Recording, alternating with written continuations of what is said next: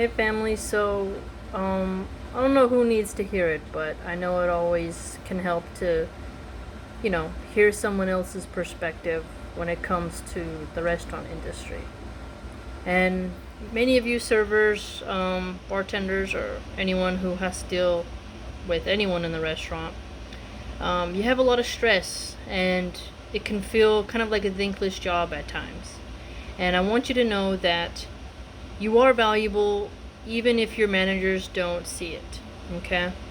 You are important and what you do does matter. You create an experience for the customer.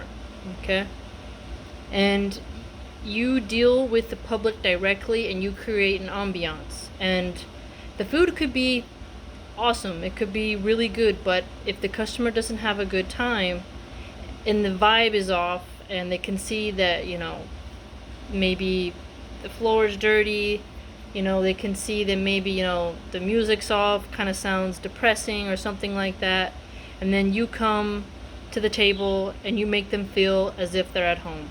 And that's a quality that not a lot of people have. And it's kind of a dying tradition, right? The art of service. And it takes a lot out emotionally. I know how it feels when you go to a table, you're in a good mood, and then they're just being super high maintenance. They change everything on the menu. Then you gotta go to the line and you gotta argue with the cooks so that they make it right. And then you gotta check in with the food runner that they, double check the ticket before they run it. And then you maybe have gotten triple sat, and then the host didn't let you know that you just got sat.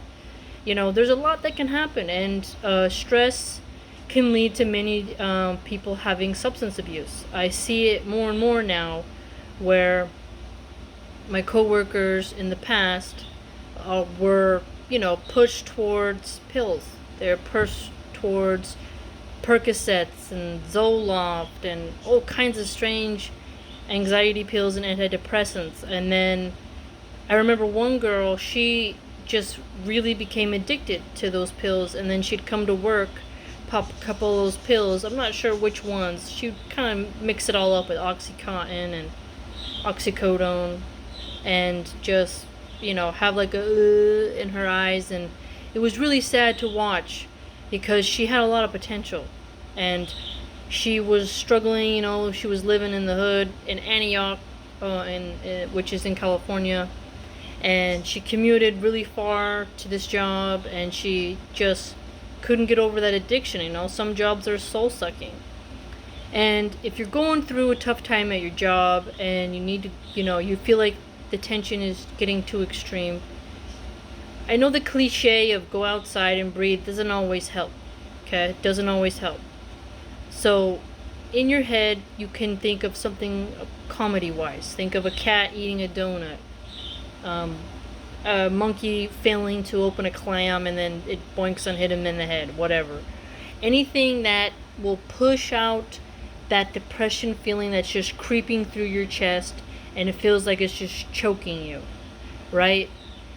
And this can come from abusive chefs. I've seen it many times where chefs are pretending they're Gordon Ramsay and they just scream at you like you're not even human, and they're drunk on their tiny little bit of power, and they lose all humanity and decency when there's a simple error that is not that big of a deal, but because they're overstressed, they think that you're sort of like not a punching bag, but a verbal just garbage can that can just gets to absorb all the hate they spew from their mouth. And the customers don't really see this. They don't really get to see behind the scenes of what's going on and how hard it is for you to force that smile on your face. And it can I know a lot of staff feel alienated from themselves.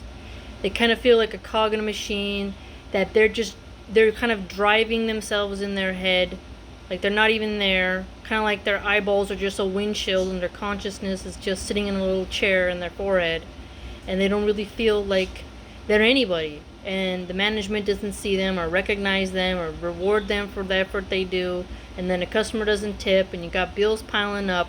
It can feel like a toxic waste hole. And I implore you to get into martial arts, pick up a hobby, I know, and it's hard to pick up new hobbies when you're strapped for cash. I get it. It's not easy at all. But you can draw. It doesn't matter if you're not good. Write poetry. It may sound weird, but take all that anger and frustration that your bosses and customers are pumping into you and put it into something that can make money for you outside of that job. Because listen, everyone in the restaurant industry is replaceable. I know a lot of OG servers think that, well, I've been here for 10 years. They won't fire me. They like me. If I leave, the whole place will crash. Let me tell you, time and time again, I've seen those types of people. Maybe a week after they're gone, a couple people ask, but then the world moves on and no one really cares, right? So it's important to understand your own psychology and to have coping methods that you've practiced that you can use when you're being abused in the workplace.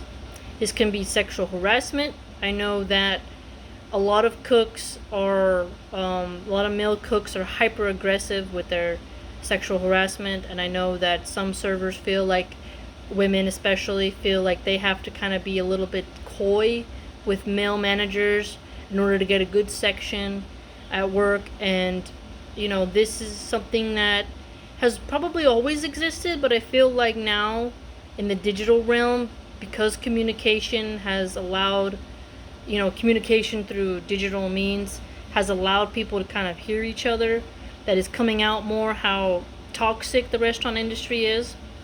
Now, don't get me wrong. I know there's a lot of people who they love where they work, right? They're blessed, but that's not really the norm.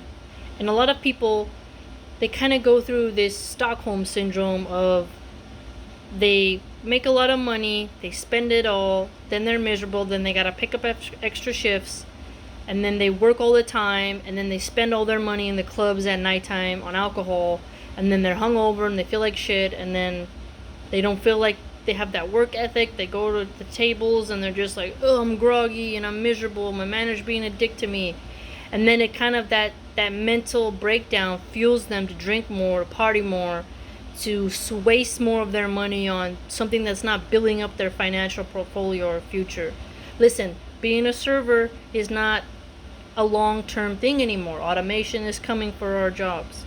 The kiosks will eventually take that over, and yeah, people say, well, someone will always want the human interaction. Yeah, indeed, this is true. But that doesn't mean that you'll have a living wage. That doesn't mean that everyone will want that. Just like the horse carriages went out of business, and what other, like, think about when the dishwashing machine was invented, right? Before you really needed like maybe 3 dishwashers. Now you need 1, maybe 2, right? And these jobs will, retail jobs and restaurant jobs are, not something that people can really live off of. And if you can live off of it, you gotta work like 6 days a week in a place that's super busy, and then you're at work all day, you stuff your face full of fries and unhealthy things, and maybe sneak a couple shots of tequila. Now you're eating junk food, you're drinking, you're getting yelled at. It can be a mess. It's a disaster, right? And so, family, take care of yourself. I know that you get home, right? You close the restaurant. It's like midnight. You want to go to bed, but your brain is kind of like, let me check Twitter, let me check Instagram, what's going on in the world. I feel so left out. I want to get my work out of my brain. I want to detox from my job, especially if you got to go back in the next day and fucking do it all over again. It's terrible. Go to bed. I know it's hard. Don't spend too much time down the fun dopamine social media. Go to bed. Wake up a half an hour early. Go for a run, or do something. Meal prep your meal. Eat before you go to work so that you don't eat the junk food there. Take care of yourself. I'm seeing, a lot of cocaine addicts, a lot of pill popping developing, and now also I've seen heroin, where people are, in order to cope with their depression and anxiety and loneliness that's induced from their horrifically abusive jobs and shitty jobs that you can't live off of, people are coping in ways that won't help them, right? And I know it can feel like no one cares about you at your job. You have that superficial relationship of, hey, how are you? Oh, I'm fine. And inside you're like, well, I'm not fine. I'm really struggling. You know, it can feel kind of like you're lying to your own self. And then you kind of feel like, where am I? I can't even say the truth about how I feel. you know and then it's hard for servers also to trust other servers because some steal each other's sections, they lie, they compete. you know Servers can be real assholes to each other, or they're just like, suck it up, and then that person go outside and smokes a whole cigarette pack in fucking an hour, right? Pretty hypocritical if you ask me. But take care of yourself, and remember, your manager and your chef, they don't matter, right? They're kind of like that dog that eats the other dog's poop, right? They are just there to be the lap dogs of the greedy bosses. And most of the bosses are greedy because they could pay their workers a living wage. Instead, they make the customers subsidize the wages. And you can argue all day about, well, tips are this and tips are that. Tips get taxed and they're not always consistent. Therefore, your money is not always consistent. And the minimum wage is really what you're worth on paper, right? That's your worth. $12 an hour, $7.25, whatever the hell it is in your state, that's your worth, right? And it's interesting how, a lot of people in the restaurant industry feel kind of like they're at the bottom of their customers, right? And you're not. Know that you're valuable. Know that you have a good soul. Keep your spirit strong and don't let it get down, okay? And if you're getting these dark thoughts, I implore you, you may have a macho attitude where I don't need it, blah, blah, blah, blah, blah. Watch something that's going to help you escape for a minute. That could be video games, that could be Game of Thrones, that could be poetry, that could be cheese making. It could be all kinds of things. But please try methods that will actually build your skill set and your, professional portfolio. And you might think, well, that's not as fun. You can get fun, once it becomes a habit after 30 days, then it actually becomes something that feels more natural to you than when you first started out. So keep that in mind, family. And if you see someone falling down at work, and not falling down literally, but if you see them like super depressed, and I know you don't always want to get in other people's business, throw them a compliment, right? Oh, you look nice today. Oh, I like your shoes. Or, hey man, you really did a good job on that table. Oh, you were fast today. Like, just give them a compliment. Help them out. Because there's a lot of people struggling out there. And the restaurant jobs don't have to be so bad. Most of the badness in those jobs is the shitty pay and the fights between the front of house and back of house staff, right? And you gotta make sure you push that hatred out, because it will eat you up slowly, slowly, slowly, and then you have bursts, and then you develop some type of weird mental pattern in your head, and you disassociate from yourself and self-medicate with toxins, right? Take care of yourself, family. I don't know who needs to hear this, but take care of yourself.